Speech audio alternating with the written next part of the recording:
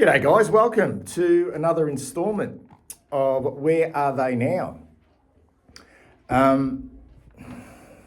So if you're new to this is part 4. I'm looking at players who were drafted to the Carlton Football Club, whether it was in the national draft or the rookie draft or mid-season draft, who were pretty much chewed and spat out rather quickly at Princess Park for whatever reason. And maybe they just weren't good enough. Simple as that. But this is by no means an exercise in criticising these players. What I want to do is just look at, once they left Carlton, did they remain in the game? At what level?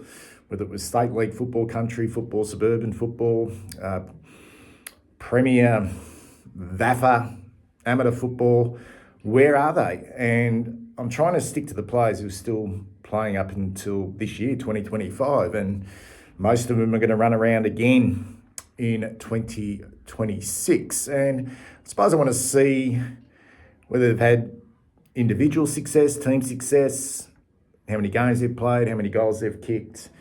And yeah, I think I've said this before when I'm doing these videos.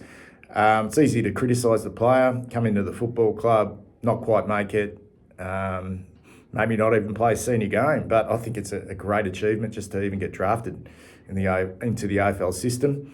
And then another great achievement just to play one senior game, or even just play VFL football back then for the Northern Blues and now for the Carlton Reserves, whatever that may be. But yeah, so this isn't, I'm not here to be criticising the fact that we got these players wrong, because every club in the AFL will have players who came in for a short period of time, 2 or 3 years, and then were delisted, and then have not got back into the system, into the AFL bubble, and have gone back to play at a local level.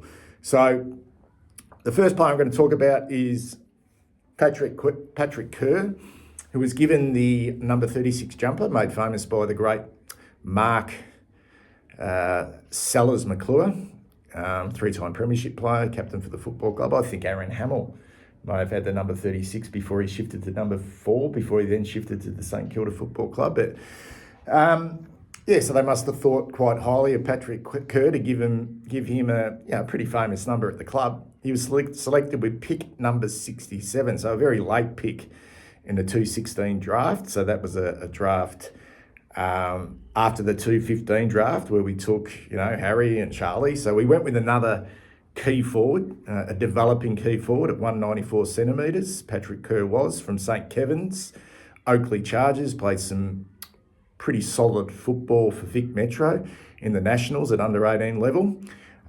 He had strong family ties with Carlton. His grandfather was a Carlton Hall of Famer, Laurie Kerr, who played 148 games for the club in the 1950s. His uncle, Peter Kerr, played 39 games for the club in the late 60s. And even his dad, Stephen Kerr, who I played in the under-19s with Stephen in 1986. He was a good fella. He was a handy footballer. He was a full-back, big, solid boy. He was a full-back. And when we drafted Patrick Kerr, I just thought to myself, fuck, I'm getting old. I'm getting old.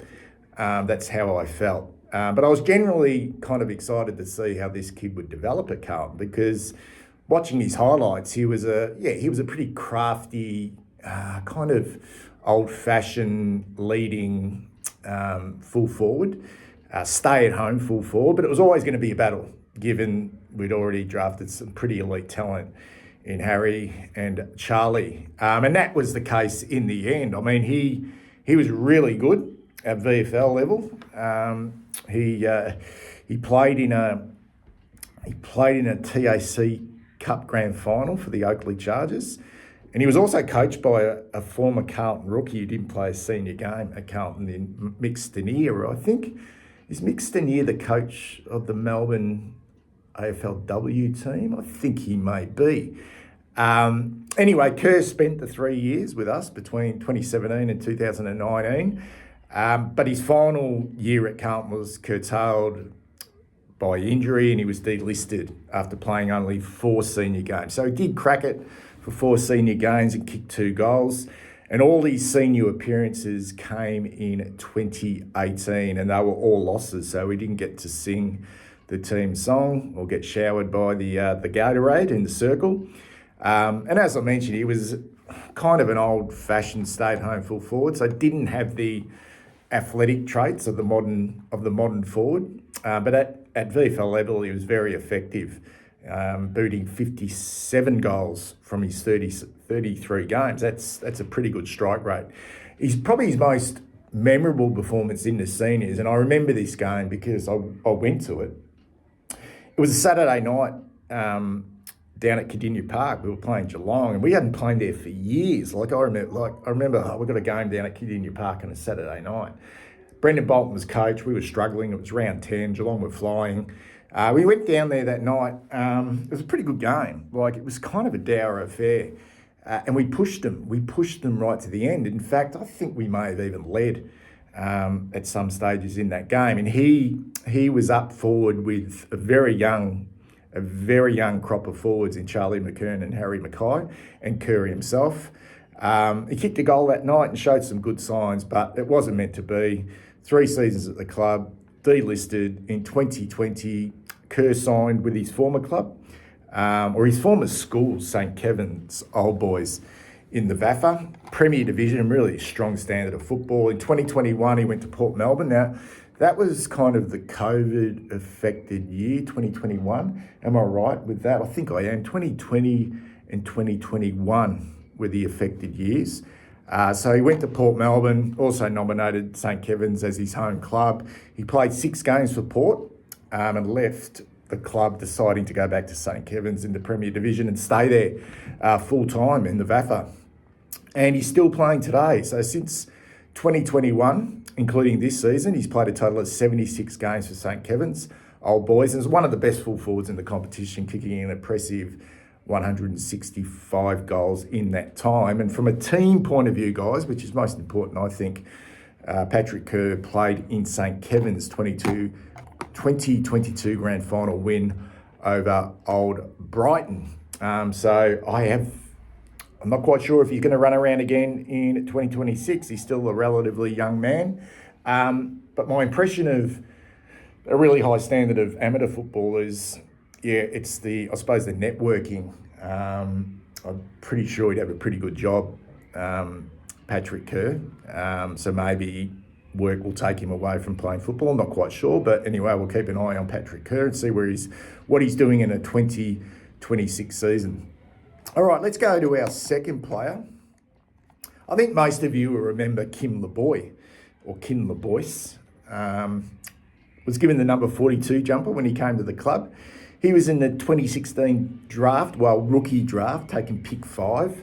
He was a South Australian small forward, left footer, nippy, and kind of exciting.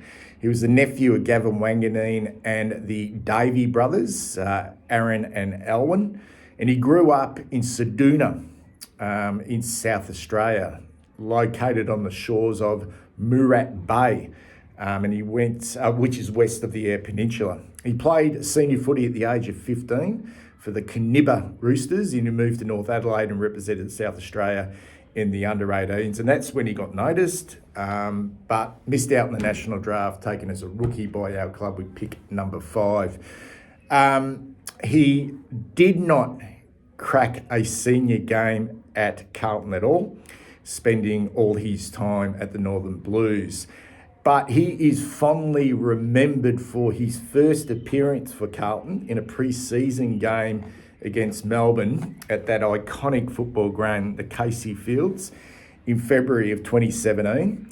Early in the first quarter, LeBois took a handball in the middle of a pack in Carlton's left forward pocket, and with his first kick as blue, curled through a sensational left foot goal from a near impossible angle. And I can just vividly remember social media going crazy. Oh, we've found one here. We've found this electrifying X-Factor small forward who's going to just be a fantastic player for our football club, but it wasn't meant to be. At the end of 2029, he was delisted by Carlton. In 2020, he went back to his former club, North Adelaide, in the SANFL, And he's still there now. He's still there now, but it's kind of been inconsistent with the amount of football he's played. And the SANFL wasn't really affected by COVID. They still ran the entire season in the SANFL. So he's the 27-year-old has played a total of 33 games for North Adelaide in that time.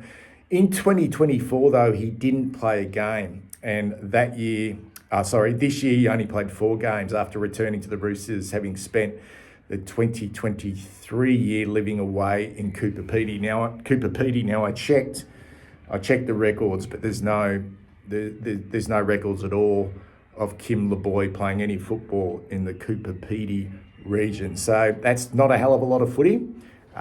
He's obviously had some injuries along the way, but 33 games for North Adelaide since leaving Carlton. It's not a lot of football, but he's still running around at SANFL level. The next one, you'll remember this one because of the Christian name. We had a couple of Blaines at the club. We had Blaine Johnson, which I will do at some time. I think he's still running around in 2025, but I'm going to go with Blaine Johnson because he is prolific. Now, I mean prolific. We're going a fair way back here, back to 2013. Now, that's the same draft, 2013, as Patrick Cripps was taken in. So that's a long time ago. He was taken pick 43, and he was a Western Australian as well. Medium, smallish type forward. Arrived at Carlton after playing senior football with South Fremantle in the Waffle. And he played some exceptional underrated football at VFL level with the Northern Blues in his first season at the club in 2014. And I can't remember this. I can't remember Heath Scotland retiring midway through the 2014 season. I just can't remember that. But it was in the time, if you were a rookie, you had to be elevated. Someone had to either retire or be injured for you to be elevated, then be able to play senior football. And that's exactly what happened. Scotland retired and they elevated Blaine Johnson to the senior list. And we knew when that happened midway through the year, we just thought, yeah, he'll play. He'll play senior football pretty quickly, and he did. He debuted in that year against Collingwood as a sub in round 15. In 2 seasons at Princes Park, he played a total of just 7 games and kicked just the 1 goal. So he's a noted goal kicker, but just couldn't make an impact at senior level. In his second season, he switched to the number 30 jumper. Oh, I can't remember that because that was Jared Waite's jumper. When did Jared Waite leave? Can't remember. But anyway, he switched to the number 30 jumper. He was delisted at the conclusion of the 2015 season, and he returned to his former club, South Fremantle, where he signed in the 2016 season. He would spend 3 years at the Waffle Club, playing 53 games and booting 100 goals in the Waffle. Also represented Western Australia in a state game against South Australia. And he was South Fremantle's leading goal kicker in 2017. In June of 2018, he left South Fremantle and signed with, now, this is how you pronounce it, Baldivis, known as the Brumbies in the Peel Football League in WA. He would finish out the year there playing 7 games and kicking 28 goals in 2019. In 2020, he kicked a further 111 goals from 28 games for Baldivis, for a total of 143 goals from 35 games since he arrived at the club midway through the 2018 season. So he could play. He could play at the level. In 2021, he played 10 games and kicked 23 goals for the Campbelda. So he gets around football club in the Goldfields Football League. But then he left. For some reason, he left and went back to Baldivis and finished off the 21 season there. Played 18 games and kicked 55 goals, and he remained at Baldivis, snagging another 39 goals from 20 starts in 2023. And he's won a number of goal kicking from an individual point of view, a number of goal kicking awards in those competitions. He's one of the best players running around, and he's also a premiership player with the Brumbies as well. But it doesn't stop there. In 2024, he signed with South Bunbury in the Southwest Football League, where he has played 39 games and kicked 118 goals across the last 2 seasons, and they won the 2025 Premiership in dramatic circumstances. In a tight first term, it would be Blaine Johnson who would score first just 2 minutes into the match. And the match had 5 lead changes, and despite the match being close throughout, scores were only level once at the 24-minute mark of the final term, with another 2 minutes of dramatic play to unfold before a behind that will ultimately give South Bunbury back-to-back premierships and their 7th flag. So that is Blaine Johnson, guys, and given it looks like he loves his football, there's no doubt that he'll be saddling up again in the 2026 season.